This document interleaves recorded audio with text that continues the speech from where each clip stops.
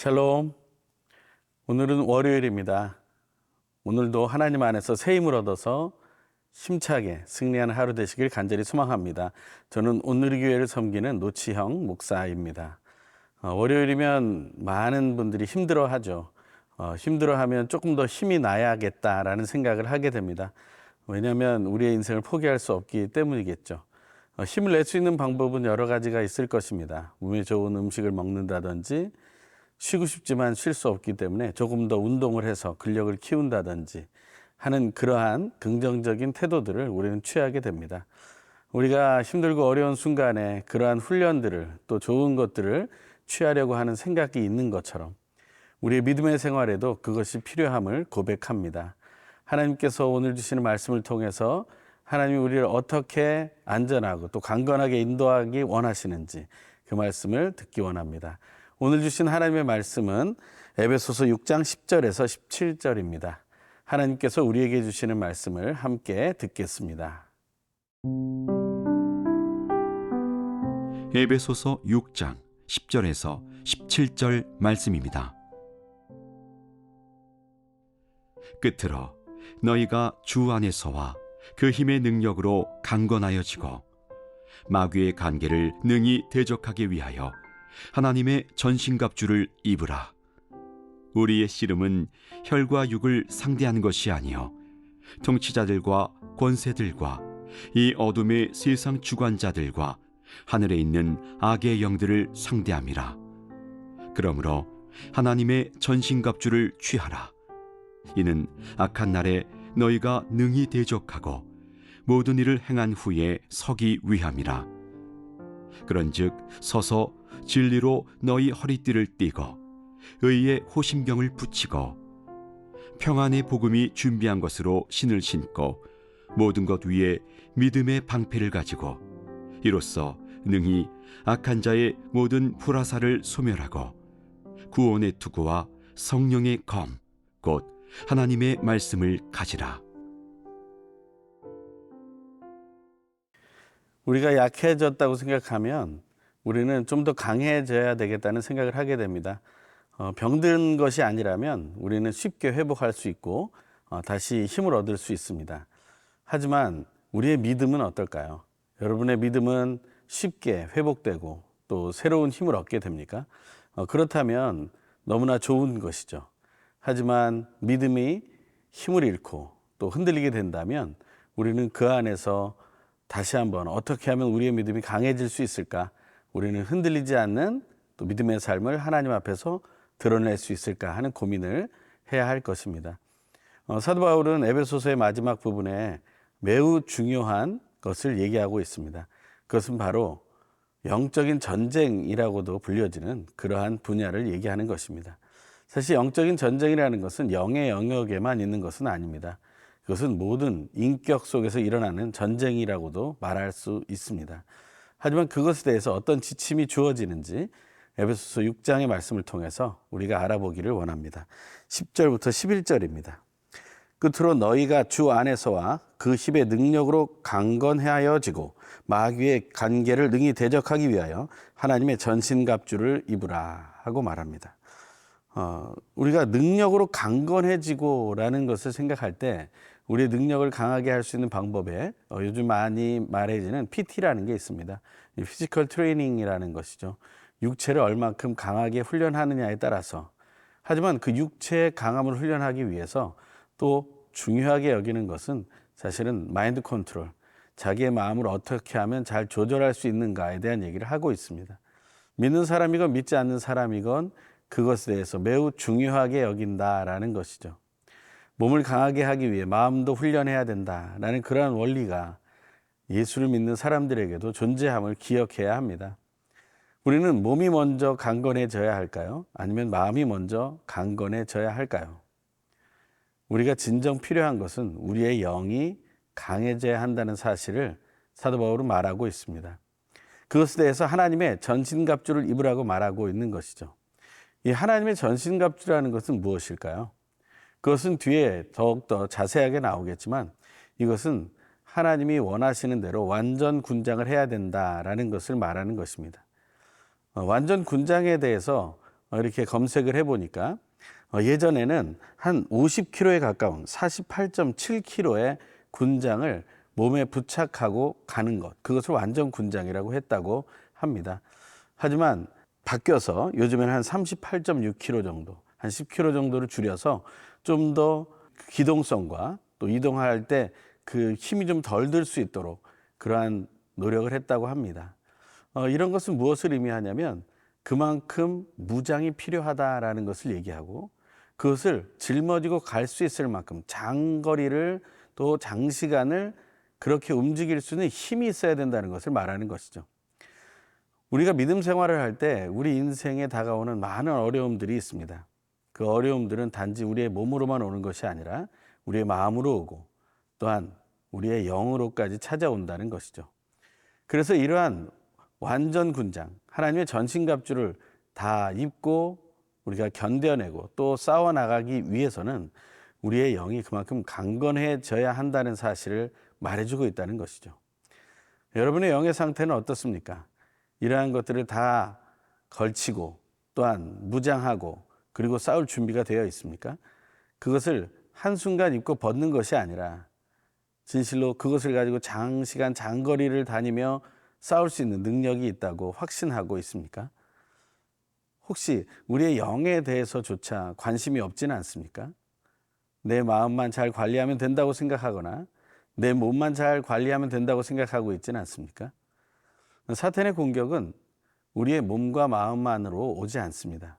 물론 제일 많이 오는 것이 마음일 것입니다. 우리의 몸보다 우리의 마음을 흔들어 버리면 우리의 몸은 그 마음으로 인해 쇠약해질 것이기 때문에 그렇습니다.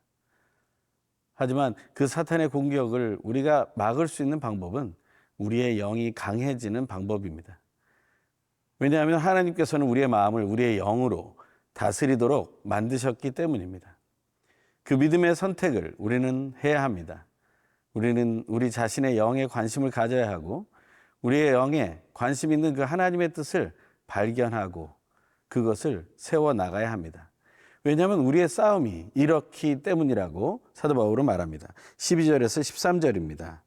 우리의 씨름은 혈과 육을 상대하는 것이 아니요 통치자들과 권세들과 이 어둠의 세상 주관자들과 하늘에 있는 악의 영들을 상대함이라. 그러므로 하나님의 전신갑주를 취하라. 이는 악한 날에 너희가 능히 대적하고 모든 일을 행한 후에 서기 위함이라. 아멘. 우리의 씨름은 우리의 몸과 우리의 실력으로 상대할 수 있는 것이 아니라고 말하는 것입니다. 그것을 혈과 육을 상대하는 것이 아니라고 말하는 것이죠. 우리가 격투기를 한다고 하면 그것은 아마 몸과 마음의 준비가 부딪혀서 결과를 나타내는 것이라고 말할 수 있을 것입니다. 그것이 바로 혈과 육에 대한 싸움이겠죠. 전쟁터에서 총이나 칼이나 어떤 무기를 가지고 싸울 때도 바로 이런 혈과 육에 대한 싸움을 말하는 것이겠죠. 하나님께서 말씀하시는 그 싸움은 그런 싸움이 아닙니다. 그것은 마지막에 나와 있는 악한 영들을 상대하는 것이라고 말하는 것이죠. 이 악한 영들의 지배를 받는 통치자들과 권세들과 어둠의 세상 주관자들이 있다는 것입니다. 영의 영역이라는 것이죠. 그래서 영적 전쟁이라는 말을 사용하는 것입니다. 이 영의 영역에 대해서 우리가 준비가 되어 있지 않다면 우리는 이 싸움을 잘 감당할 수가 없을 것입니다. 하나님 앞에 영으로 찬양하고 영으로 기도하는 그런 훈련을 우리는 해야 합니다. 물론 우리의 마음과 몸으로 찬양하고 기도하는 훈련을 해야 될 것입니다. 하지만 먼저 우리의 영이 하나님을 바라고 있는가, 우리가 영으로 하나님을 찾고 있는가 라는 것을 확인해야 된다는 것이죠. 요한복음 4장에서 예배를 얘기하며 이렇게 얘기합니다. 예배하는 자가 신령과 진정으로 예배할지니라. 다른 말로 하면 영과 진리로 예배해야 된다고 얘기합니다. 그것이 바로 우리가 드릴 영적인 예배이기 때문이죠. 그 예배를 통해서 우리의 영은 관리되고 영은 하나님을 향해 서게 됩니다. 영적 전쟁의 시작은 하나님 아버지와 예수 그리스도, 성령 하나님을 향한 예배가 시작되는 것입니다. 이 귀한 예배의 자리로 하나님께서는 우리를 부르십니다.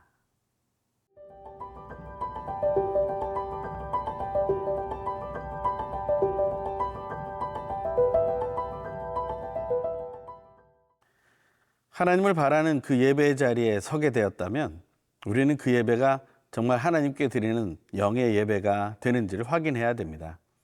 하나님께 드려지는 영의 예배는 우리의 힘으로 드리는 예배가 아닙니다. 어떤 시간에 매이지 않고 장소에 매이지 않습니다. 우리가 언제나 어디서나 무엇을 하든지 할 수 있는 것이 하나님께 드리는 예배라는 것이죠. 그래서 그 자리에는 성령 하나님의 임재가 일어납니다. 성령의 충만함 속에서 우리의 영이 예배하는 아름다운 교류가 일어나는 것이죠. 그 소통을 통해서 우리는 새로운 힘과 능력 그리고 비전을 보게 됩니다.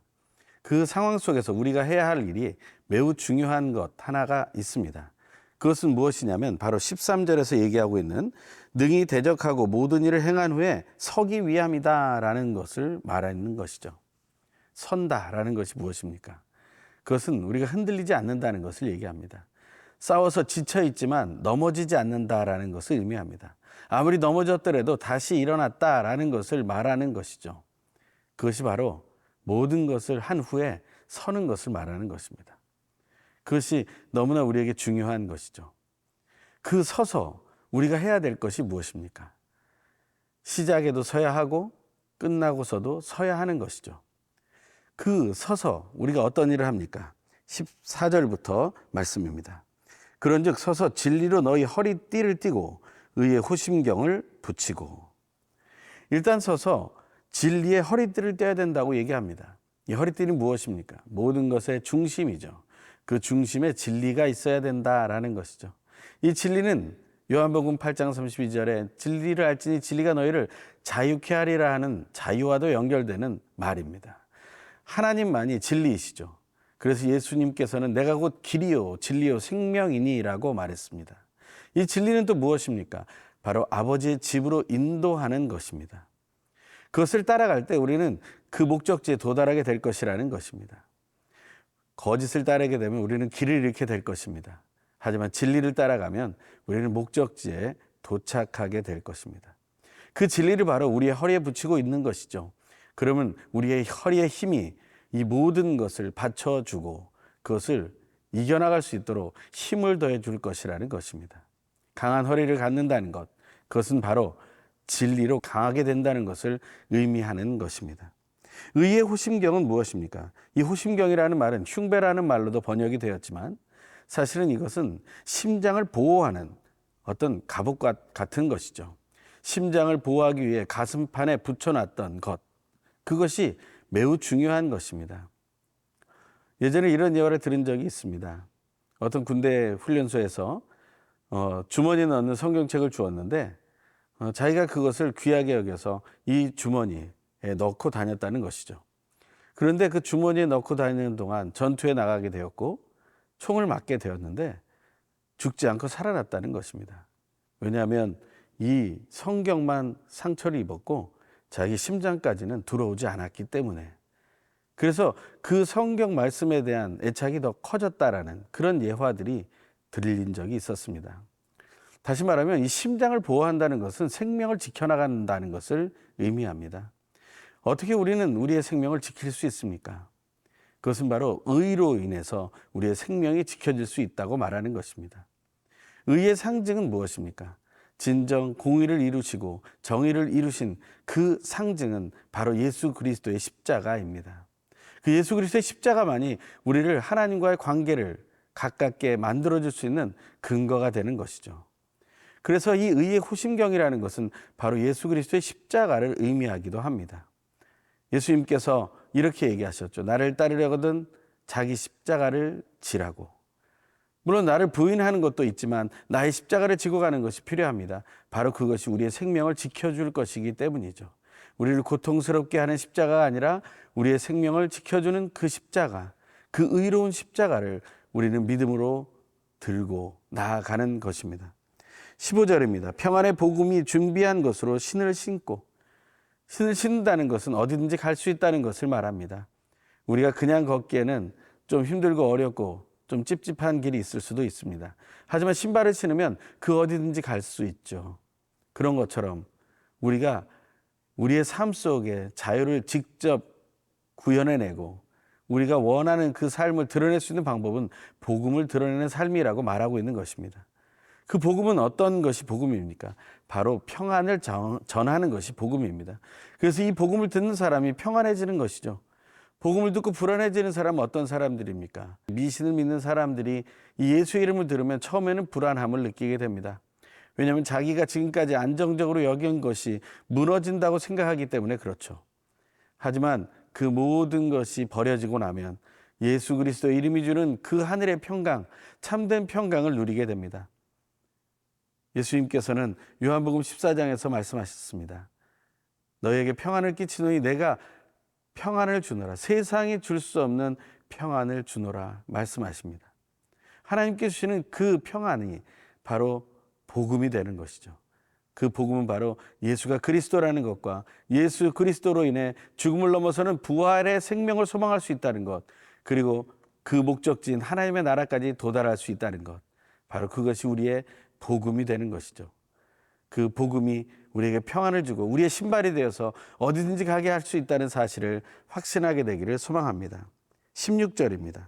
모든 것 위에 믿음의 방패를 가지고 이로써 능히 악한 자의 모든 불화살을 소멸하고, 우리가 방어할 수 있는 많은 것들이 있지만 이 믿음의 방패만큼 중요한 것이 없습니다. 이것은 어떤 것을 막습니까? 악한 자의 모든 불화살을 소멸한다고 얘기합니다. 불화살을 막을 수 있는 이 방패, 이것은 사탄의 모든 미혹들을 이겨낼 수 있는 근거가 된다는 것이죠. 예수 그리스도의 이름을 믿는 것, 예수 그리스도의 이름을 부르는 것, 성령 하나님께 모든 것을 맡겨드리는 것, 바로 이것이 믿음의 방패를 사용하는 방법이 될 것입니다. 17절입니다. 구원의 투구와 성령의 곧 하나님의 말씀을 가지라. 구원의 투구는 무엇입니까? 우리가 어디에 속해 있는지를 명확히 보여주는 것입니다. 우리의 구원은 세상에서 말하는 구원과는 다른 것이죠. 예수 그리스도의 십자가를 믿음으로 예수 그리스도의 흘리신 피로 죄 사함을 얻었다는 그 구원의 확신, 그것은 바로 우리가 하나님에게 속한 존재라는 사실을 명확하게 보여주는 것입니다. 그러고 나서 우리는 유일한 공격 무기를 들게 되죠. 그것은 바로 하나님의 말씀인 성령의 검입니다. 하나님의 말씀인 성령의 검을 사용하는 훈련을 하십시오. 검을 든 자들이 검수를 훈련하는 것처럼 하나님의 말씀을 언제든지 사용할 수 있도록 하나님의 말씀을 훈련하는 것에 게으르지 마십시오. 그것이 우리 인생의 가장 값진 것이 될 것이기 때문입니다. 하나님께서는 오늘도 우리에게 하나님의 전신갑주를 주시고 든든히 설 수 있도록 붙잡아 주십니다. 그 믿음으로 사는 하루가 되길 소망합니다.